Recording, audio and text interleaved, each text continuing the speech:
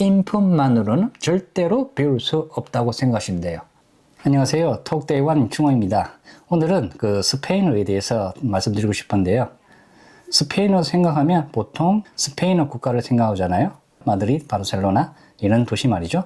물론 우리가 그런 곳에 여행 가기도 참 좋은데 이 스페인어를 배우는 데 있어서 스페인을 선택하는 게 좋을까요? 아니면 남미 국가 쪽을 생각해 보는 것이 좋을까요? 여기에 대해서 말씀드리고자 합니다. 아주 흥미로운 주제가 될 테니까 끝까지 영상을 시청해 주세요. 스페인어가 유창해진 한국 사람들 중에서 스페인어에서 배운 사람들이 많을까요? 아니면 남미 국가들에서 배운 사람들이 많을까요? 여기에 대해서 생각해 본 적이 있을까요? 정답은 두 번째입니다. 스페인어를 배워서 유창해진 사람들은 대부분 남미 국가들과 관계가 있습니다. 왜 그럴까요? 여기에 대해서 말씀드리고 싶어요. 그래서 스페인어를 배우고자 해서 스페인 쪽에 유학을 가고자 했던 사람들은 어쩌면 제 영상을 보고 생각을 바꿀지도 모르겠네요. 그러면 하나하나씩 제 개인적인 의견을 말씀드려 볼게요. 물론 다른 분들은 저와 생각이 다를 수 있으니 참고만 해주세요. 자, 첫 번째로 생활비용입니다. 스페인에서 생활하게 되면 생활비용 우리나라와 크게 다르지 않습니다. 렌트부터 시작해가지고 생활물가, 외식비도 마찬가지고요. 우리나라와 크게 다르지 않거든요.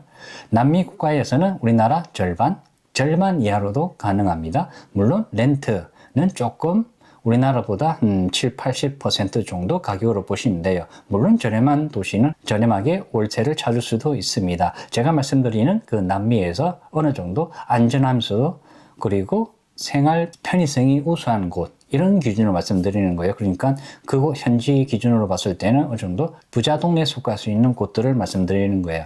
그러니까 거기서는 렌트 같은 경우는 보통 월 방 한 칸을 얘기해서 50에서 80만 원 정도에서 방 한 칸을 월세로 찾을 수 있는데요.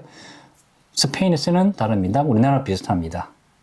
우리나라보다 더 비싸죠. 실은 렌트가 조금 비싸죠. 물론 현지인 기준으로 하게 되면 저렴한 곳을 찾을 수는 있습니다. 물론 그렇게 우리가 현지인처럼 찾을 수는 없으니까요.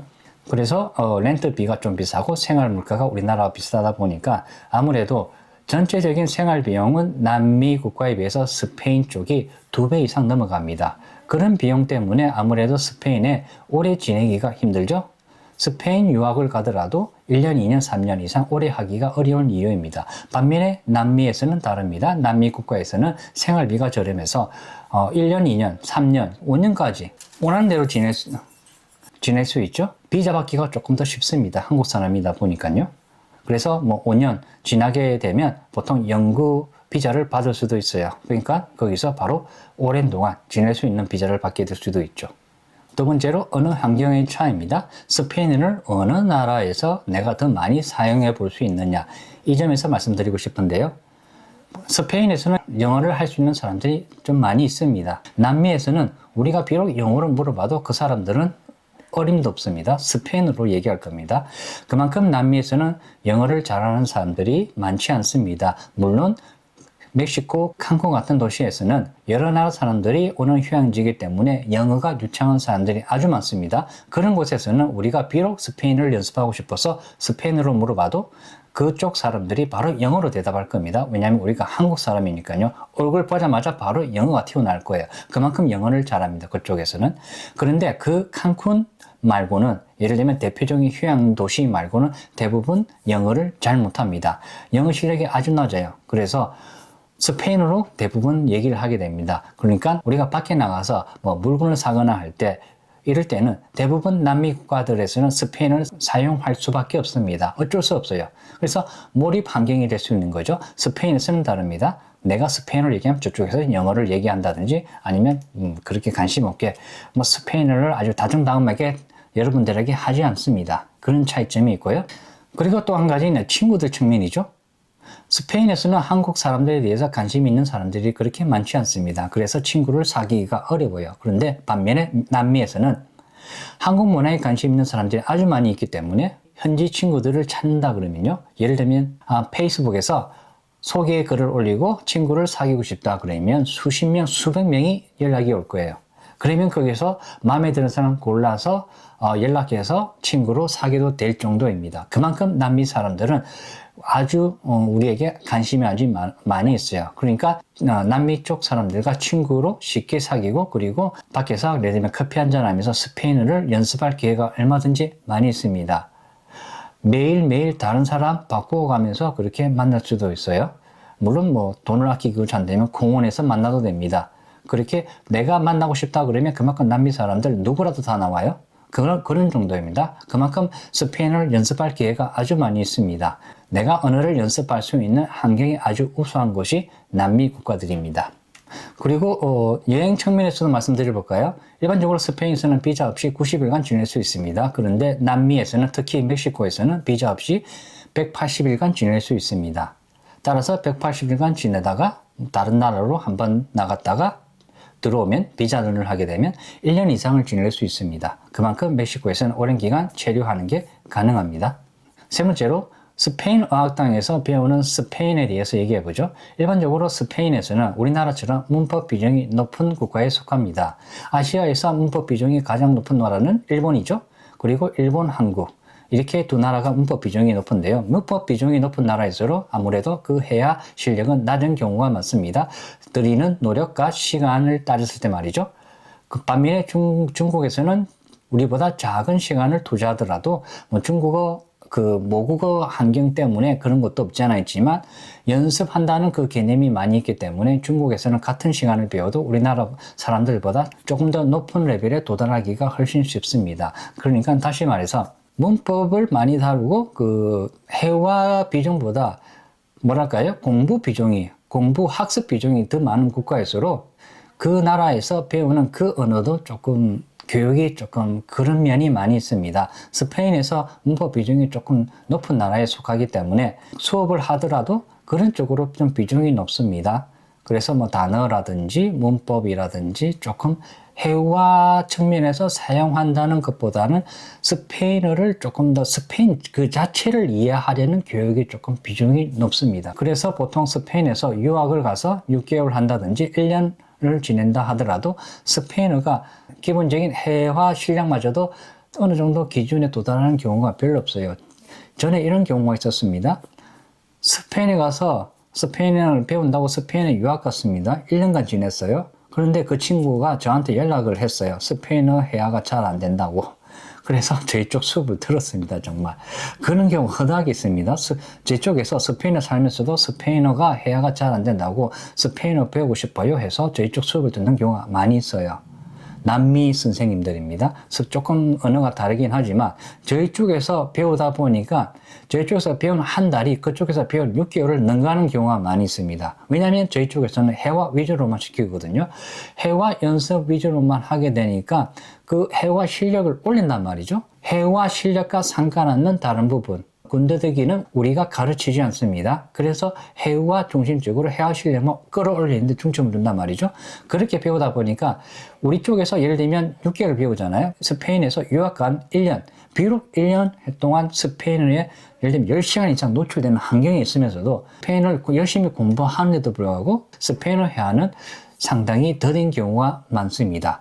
반면에 남미 스페인어 어학당에 가게 되면 여기가 달라집니다. 여기서 달라진다는 게 남미 어학당에서 가르치는 게 특별히 뛰어나다 말씀드리는 게 아니에요.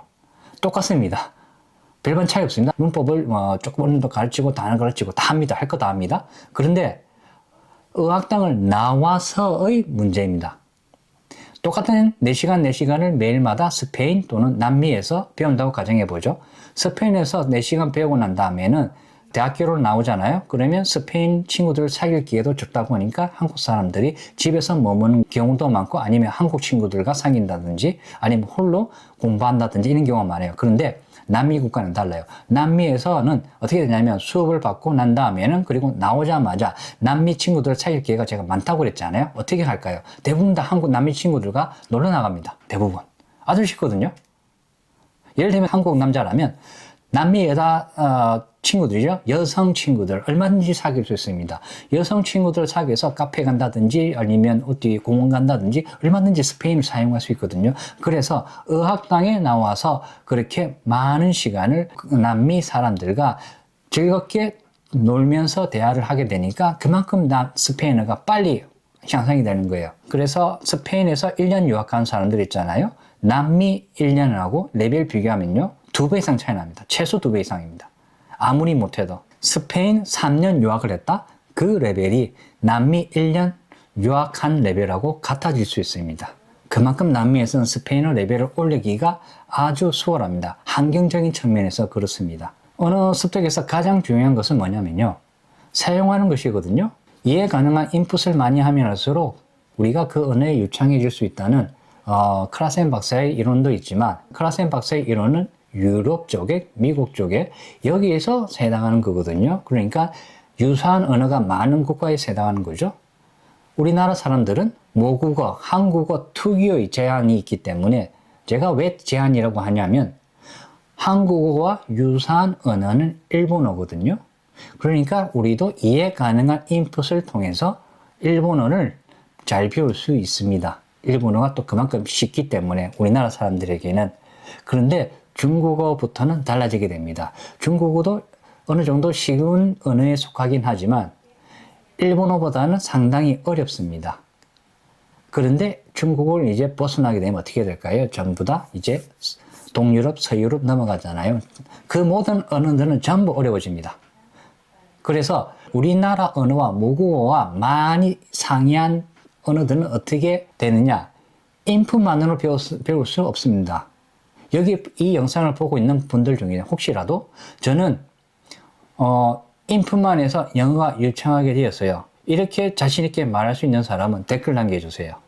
제가 장담하기로 그런 사람은 찾아보기 힘듭니다. 물론 태어나자마자 영어를 계속 노출해서 자연스럽게 영어를 배운 사람을 제외하고 말이죠.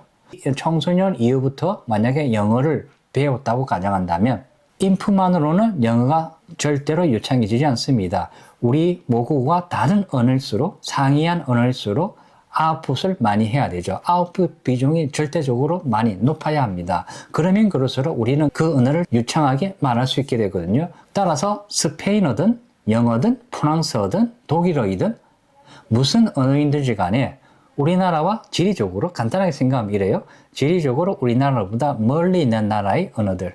이런 언어들은 대부분 내가 인풋만으로는 절대로 배울 수 없다고 생각하시면 돼요. 그만큼 멀고 먼 나라에 속할수록 아웃풋을 많이 해야 한다고 생각하시면 됩니다. 그러니까 우리가 지금 배우는 첫 번째 외국어 영어만큼은 우리가 아웃풋을 많이 해야 돼요. 학교에서 영어 수업, 인강, 이 전부 다 이거 무용지물에 가깝다고 해도 과언이 아닙니다. 내가 스스로 연습하는 시간만 많이 들이면 들일수록 그동안 학교에서 12년간 배웠던 영어 레벨을 훌쩍 뛰어넘을 수 있습니다. 정말 내가 열심히 연습만 한다면 말이죠. 그만큼 아웃풋이 매우 중요합니다. 따라서 스페인어도 스페인어를 잘 배우고자 한다면 스페인어를 많이 연습할 수 있는 환경만 만들어 주시면 됩니다. 그러니까 남미 친구들이랑 계속 연습하는 거죠. 이렇게 계속 연습하고 물론 회화하는 것만으로는 충분하지 않습니다.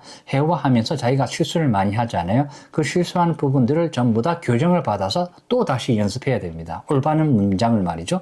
이렇게 여러 번 같은 실수를 반복하는 것을 계속 교정받고 하면서 결국 올바른 문장을 말하게 되기까지 연습을 많이 해야 되죠.